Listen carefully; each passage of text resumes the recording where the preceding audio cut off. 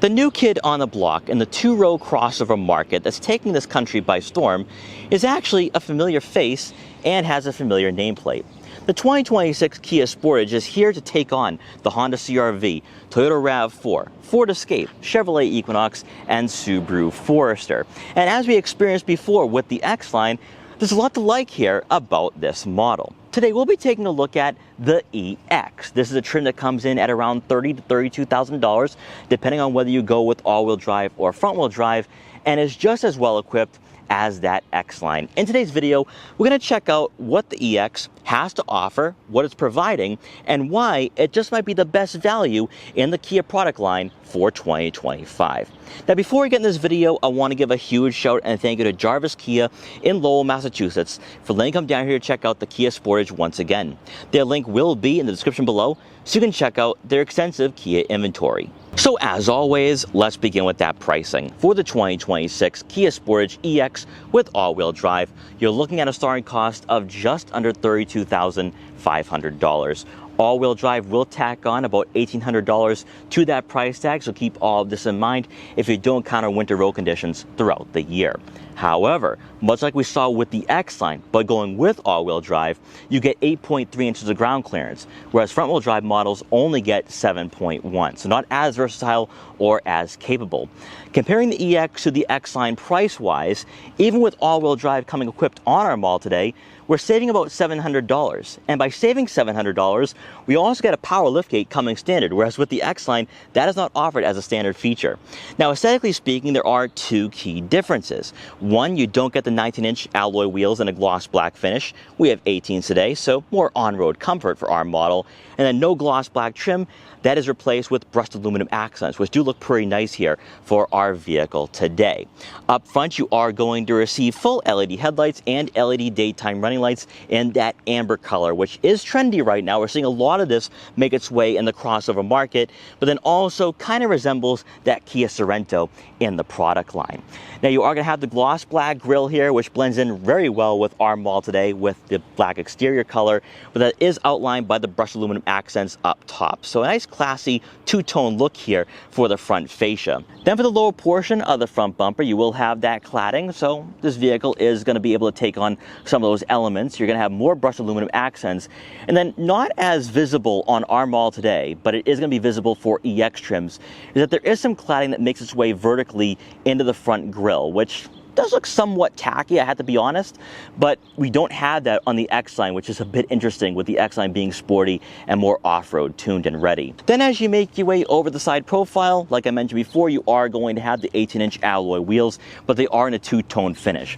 Now with the 18-inch tire size, this will take on the bumps and imperfections a bit better than that X-Line, but also with this vehicle having a softer tuned suspension, either way, this is going to be a very comfortable crossover on a daily basis. You will have body color match side mirror caps with turn signal indicators to go along with blind spot detection for added safety. Then outline the bottom portion of the windows will be the brushed aluminum accents once again for that two-tone look for our model today. Then as you make your way around to the back, you are going to have full LED taillights here that are outlined in gloss black trim, much like we saw with that X-Line. This is a minor refresh compared to what you had for the 2025 model, but the final third of this vehicle kind of goes untouched compared to what you have up front.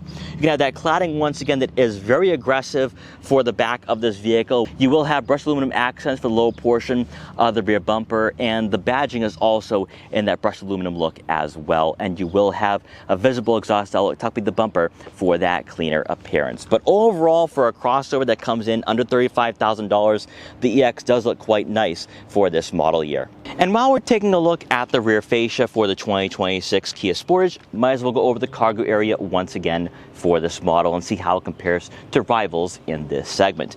Now, by going with the EX over the LX and the base X-Line, you are going to receive a power liftgate. And this right here is why I think going with the EX makes so much more sense than that X-Line. But anyway, behind the second row seats, you're looking at right around 40 cubic feet of room. This falls right in line with the Honda CR-V, Toyota RAV4, Hyundai Tucson and Volkswagen Tiguan. This vehicle is very practical. In fact, it's exceptionally practical. So if you are someone that does have a family, a growing family at that, you take frequent road trips, this is going to be one of those vehicles that you need to be considering for 2025 and for the 26 model that we have here today, because you can easily store a lot of items back here. I mean, you have that higher roof line. This cargo area is very wide. So I don't think you have any issues at all if you are going on those road trips. You can easily store 12, 13, 14 bags of luggage back here with no issues. Better yet, beneath the floor mat, you are going to find a spare tire. So if you encounter a flat on those road trips or travels, you can fix that and be back on the road. Also on the left side of this cargo area will be a 12-volt outlet. Now, better yet though, we don't always see this for vehicles in this market. There'll be quick release levers on both sides of the cargo area to conveniently lower the second row seats. And when they are lowered, you're looking at right on 74 cubic feet of room. Falls right in line with many crossovers in this market. So if the intangibles are what you're looking for and also that practicality, the Kia Sportage is actually going to be one of those crossovers that you should be looking at when you are comparing it to a Honda CR-V or Toyota RAV4. Now, powering the Kia Sportage we have today is a 2.5 liter four-cylinder engine, producing 187 horsepower and 178 pound-feet of torque. It is paired with an 8-speed automatic transmission, unlike most Japanese rivals in this market that use CVTs. Now, you can go with the hybrid or plug-in hybrid option for 2026. That is trim specific though. With the EX, you can go with the 1.6 liter hybrid four-cylinder, giving you a lot more power but also better fuel efficiency as well.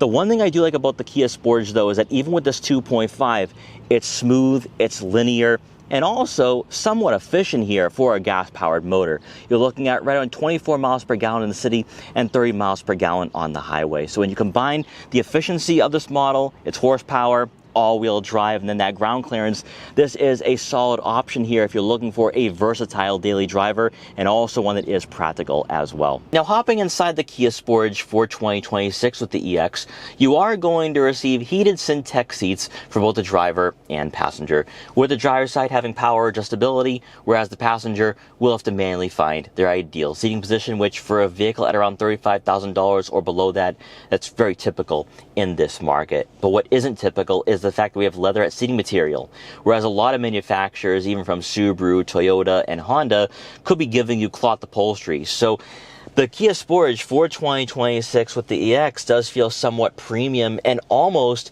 entry-level luxury-like with the technology that we have here in front of us. So this is really impressive for a vehicle coming in just over $30,000. Now, on top of this, in regards to the comfort for these seats, they're very plush, especially for the bottoms of these seats, but even the backs as well.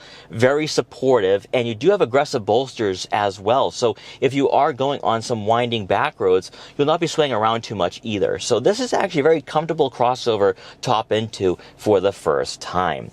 In front of you will be a yoke-shaped steering wheel. We're seeing a lot of this now make its way into the automotive industry. Some people might not like this, but I think it does feel quite comfortable when you are in the corners, because you will be forced to be in 9 and 3 positions at all times. And because of that, the 10 and 2 grips aren't really that aggressive, but the 9 and 3 is very firm, which I really like here. Now, you're not going to have paddle shifters to rotate the gears yourself with that 8-speed automatic. I'm not surprised by that at all. You will have physical buttons on the steering wheel though. Some manufacturers are giving you haptic feedback buttons, so this is a refreshing sight to see.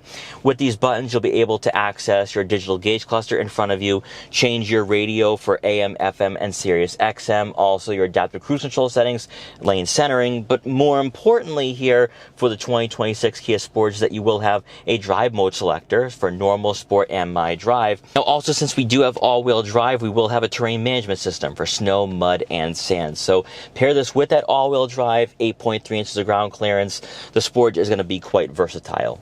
In front of you will be that full digital gauge cluster like I mentioned before, but it's not going to be super in-depth or intuitive. It pretty much just displays the bare necessities or the basic information that will pertain to you that is going to be quite important for your average fuel economy statistics. Also, your tire pressure monitoring system, torque distribution. You can adjust this screen, but it's not going to be in-depth here like we have seen in some rivals in this market, or then of course luxury brands.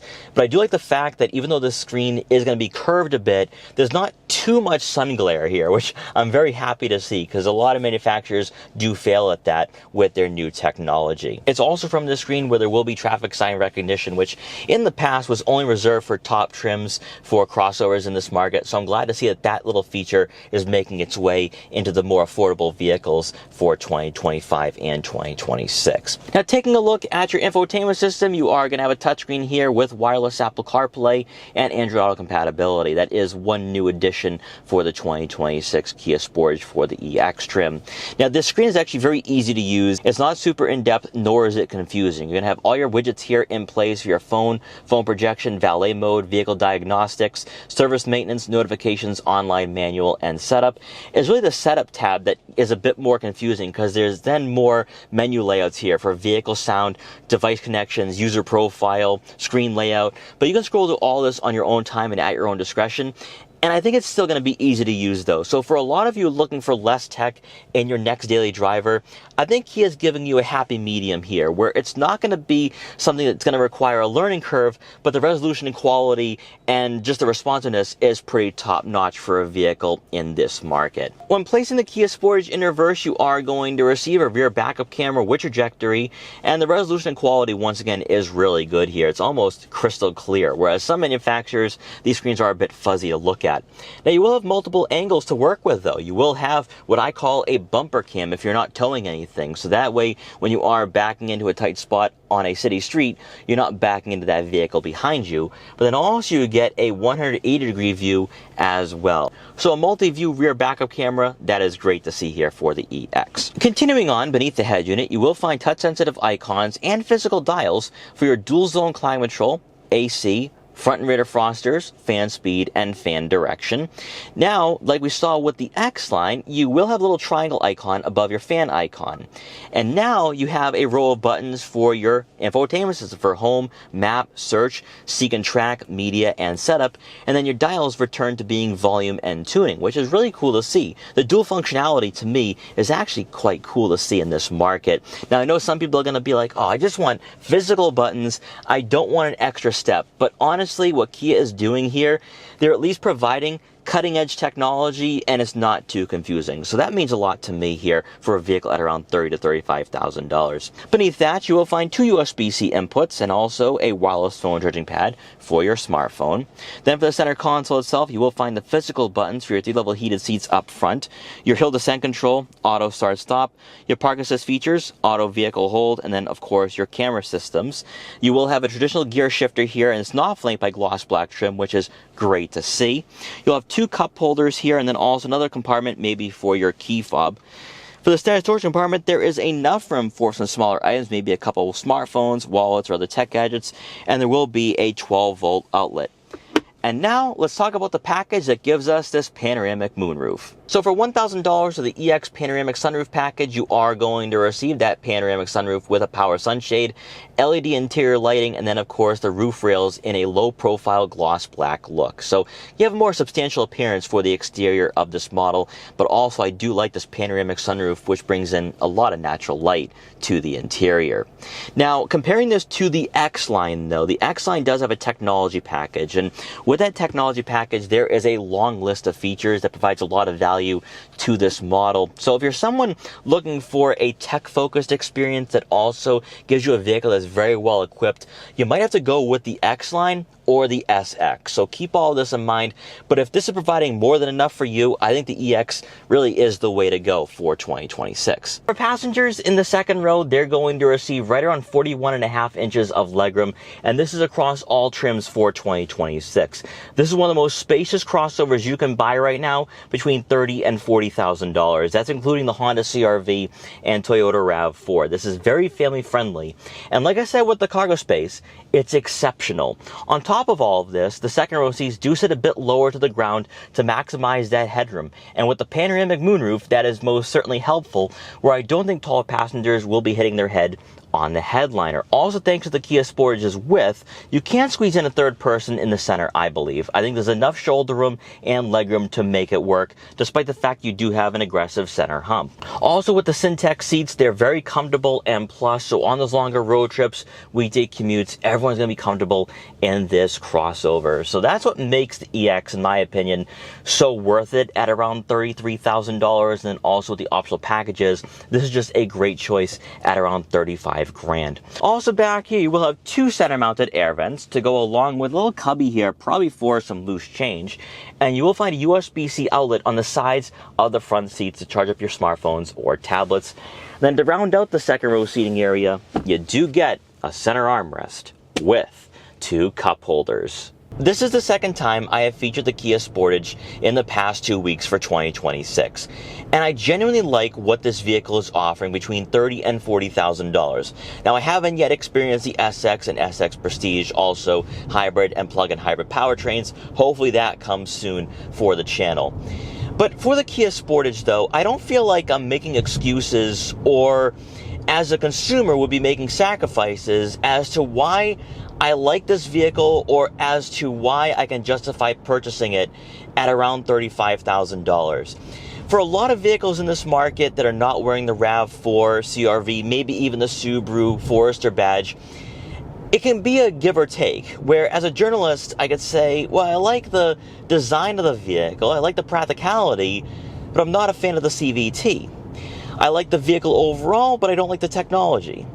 But with the Kia Sportage for 2026, there's a lot to like about this vehicle. Yes, I think the hybrid powertrain would be the way to go, more horsepower, better fuel efficiency. But this 2.5-liter four-cylinder engine paired with this automatic transmission, it's so smooth. Like, I don't feel like I need a larger engine. Now, yes, when you look at the horsepower figures, it's like, all right, this isn't going to be a barnstormer. This is not going to be a sports crossover. But for a family hauler, for a daily commuter, it's more than enough for most consumers. And on top of this, we have to come back to that practicality. It's one of the most practical vehicles in its market. So it's the intangibles that really draw you in, but I think with the EX trim, more than the X line, I like this crossover a lot because of the standard power liftgate, but also we had that power moonroof too. And I like the gray beige interior. You know, this really gives you a lot to work with. And because you have the Syntex upholstery, it does feel somewhat upscale. It feels somewhat luxurious. It's almost a steal at around $33,000 or right around $35,000 for our model we have today. And for a lot of vehicles in this market, they suffer and fail at that to offer a crossover that feels so nice, that feels so premium at an affordable price point. And yet Kia seems to be doing this effortlessly with the Sportage. And I understand as to why the Sportage is becoming one of the top sellers in this market. Now, sure, you don't get paddle shifters, you're not getting aggressively bolstered seats, but I do like this yoke-shaped steering wheel. It feels really nice in the hands, like I said before, with the X-Line. And because you have the lighter steering, it is pretty maneuverable here in these tighter and twisty bends in the corners. While you're not receiving a lot of feedback with the steering input or the handling, I expect that. You know, this isn't a sports new suspension, and even in sport mode, you're not going to get an aggressive experience out of this model. However, as a vehicle that you'll be commuting to work in, maybe going on longer road trips with the family, it's so quiet, it's comfortable, the suspension is tuned very softly, and with that, you have a crossover that is going to be very pleasant to drive on those longer road trips. On top of all of this, you don't get the rubber band effect you might experience with some CVTs. The engine isn't droning. It's overall quiet. Also, we have the 18-inch wheels for the EX, whereas with the X-Line, we have the 19s. And so far, I do notice that there's a bit more quietness to the cabin here. The interior insulation is a bit better than that X-Line. And that's why I think that by going with the EX, it just makes a bit more sense, even though you are making some sacrifices. You don't get the technology package, you don't get some features, but I think it's worth it to go with the EX at the end of the day over the X-Line, but that's just my take. But I think more importantly for Kia though is that if you're going head to head with Honda, with Toyota, with Subaru, you better make a vehicle that feels nice, that feels premium, but also drives well and performs well. And I think that's what Kia is doing here with this vehicle. And I'm eager to experience the hybrid and plug-in hybrid powertrains, because if I'm this enthusiastic about an EX with a 2.5, imagine where we might be with that hybrid powertrain. So there's a lot to like here about this vehicle.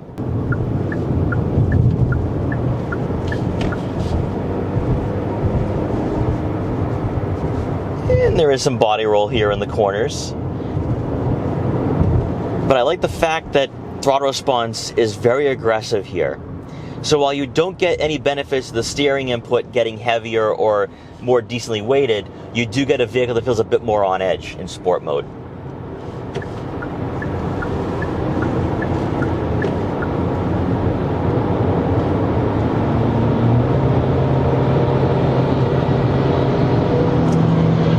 Can easily pass those slower drivers. And like I said last time I featured this model, there's a good amount of power and torque that kicks in right around mid-range. So while it's not going to be quick on the high end, you can easily maneuver your way around slower drivers or enter highways safely. Now at highway speeds, like I said before, road noise is a bit more trimmed down. It's a bit quieter in here. And that's why I think the EX just makes a lot of sense, especially at around $32,000, $33,000 if you're going with the all-wheel drive system. This just makes a lot more sense, and I think feels a bit more premium than that X-Line, but the X-Line is supposed to be a bit more sporty and off-road worthy. So all in all, after this very quick test drive for the 2026 Kia Sportage EX, this is the pick in the lineup. Even though you can go with that X-Line and the technology package, I just think that for a vehicle under $35,000 to start, it feels refined, it's comfortable, it's tech-focused, and it does feel somewhat premium. Blend all this together and you have a vehicle that gives Toyota, Honda, Subaru a run for their money, and there's a reason why this vehicle has seen some massive sales growth over the past 18 months, and I don't see that stopping anytime soon. With the EX trim, you're receiving a lot to work with here. Standard power liftgate, but also you can go with that power moonroof. And for $35,000, this just feels very well equipped, and also I think is a bargain in the two-row crossover market right now. So if you are in the market for a vehicle in this segment, and maybe you don't want to go in the Honda or Toyota direction, you're looking for something a bit more fun, maybe even a vehicle that feels a bit more premium and luxurious, take a look at the Kia Sportage for 2026. So guys, I hope you enjoyed this quick review for the 2026 Kia Sportage. If you did, please like, comment, share, and subscribe for more, and I will see you guys next time.